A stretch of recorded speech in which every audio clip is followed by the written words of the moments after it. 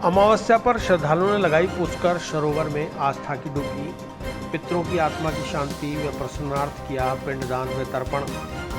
आषाढ़ मास कृष्ण पक्ष की अमावस्या पर शुक्रवार को श्रद्धालुओं ने पुष्कर सरोवर में आस्था की डुबकी लगाकर अपने पितरों की आत्मा की शांति व प्रसन्नार्थ पिंडदान व तर्पण किए। कोरोना के चलते घाटों पर श्रद्धालुओं की संख्या अपेक्षाकृत काफ़ी कम रही। सुबह से ही सरोवर के वराघाट, गऊघाट और ब्रह्मघाट पर स्नानार्थियों की आवक शुरू हो गई, जो पूरे दिन चलती रही। पवित्र सरोवर में आस्था की डुबकी लगाकर पुरोहितों को दान दक्षिणा दी गई। अमावस तिथि होने से पितृ प्रश्नार्थ तर्पण व पिंडदान किया गया। पंडित हरि गोपाल पाराशर ने बताया कि आषाढ़ मास की कृष्ण पक्ष की अमावस्या, जिसे हलहारणी अमावस्या भी कहा जाता है, हिंदू धर्म में इस दिन का खास महत्व होता है।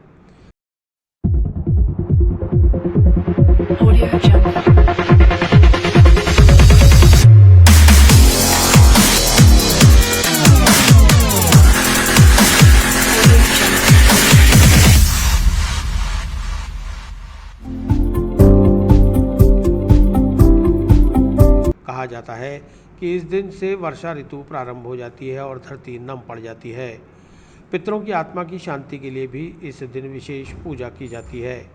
उन्होंने बताया कि कल शनिवार को भी शनिचरणी अमावस्या का विशेष महत्व है। हालांकि यह सुबह 7:30 बजे तक ही प्रभावी रहेगी। इस शनिचरी अमावस्या पर भी दान पुण्य पूजा अनुष्ठान की खासी महत्ता है।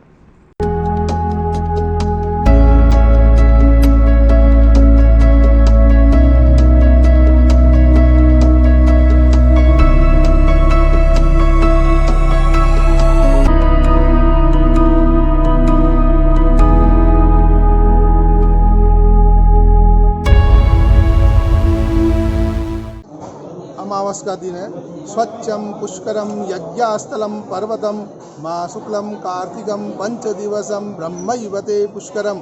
आज ब्रह्मा जी के ब्रह्म सरोवर पे पितृ अमावस के दिन आज सभी लोग अपने पूर्वजों की आत्माओं की शांति के लिए यहाँ जल तर्पण करने आते हैं। और पितरों को जल देने से उनके पूर्वजों में पुत्र में प्राप्ति होती है, वंश में वृद्धि होती है। जिस घर में कलेश रहता है, मान निकले व्यापार में घाटा हो रहा है, अति नुकसान हो रहा है, उस कर्म को आज के दिन पितृदेवता उसको अमावस बोला जाता है। आज आषाढ़ी अमावस है।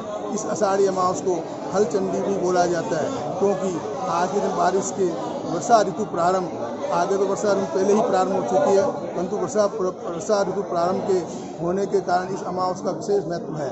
और यहाँ पितरों के तर्पण होते हैं। सबसे पहले देव तर्पण किया जाता है, उसके बाद ऋषि तर्पण किया जाता है, उसके बाद दिव्य मनुष्य तर्पण किया जाता है, उसके बाद में यम तर्पण किया जाता है, उसके बाद में पितरों का तर्पण किया जाता है। लास्ट में भीष्म पितामह, जो कि अपने रक्षार्थ के लिए उनको भीष्म पितामह को भी तर्पण दिया जाता है।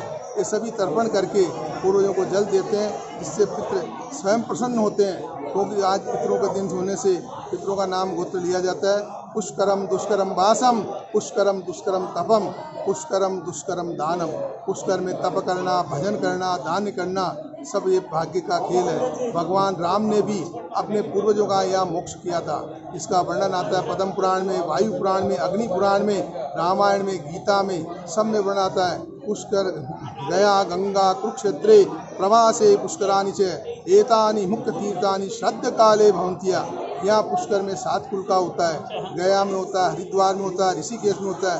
पुष्कर आज सब तीर्थों का गुरु होने के नाते यहाँ 7 कुल का मोक्ष होता है। पुष्कर में जल देने से साक्षात पितृ देवता जल को लेने को यहाँ प्राप्त होते हैं। और पृथ्वी के 2 नेत्र कहलाते हैं, पहला पुष्कर, दूसरा नरसिंह कटाक्षराज।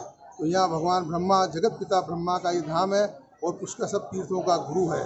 गुरु होने के नाते पितरों को जल दिया जाता है। भगवान ने बोला है, गुरु गोविंद दोनों खड़े किनके लागू पाँव, गुरु बलियारी आपकी गोविंद जी बताए। तो भगवान कहते हैं पहले गुरु के पास जाइए, तब जाके पितरों का ग्रह शांति का ये कार्य सफल होगा। वैसे कल एक अमावस और है, जिसको शनिवारी अमावस बोले जाएंगे, वो कुछ घंटे के लिए है, सुबह 7 बजे तक रहेगी। शनिचरी अमावस्या उसको बोला जाता है। इसमें शनिदेव का पूजा होता है। तो ये सूर्य, शनिदेव जो सूर्य के पुत्र हैं, इसीलिए कल शनि अमावस का भी बड़ा ध्यान है। कल के दिन शनि भगवान को तेल व लौंग की माला पहनाकर उनका अभिषेक करना चाहिए।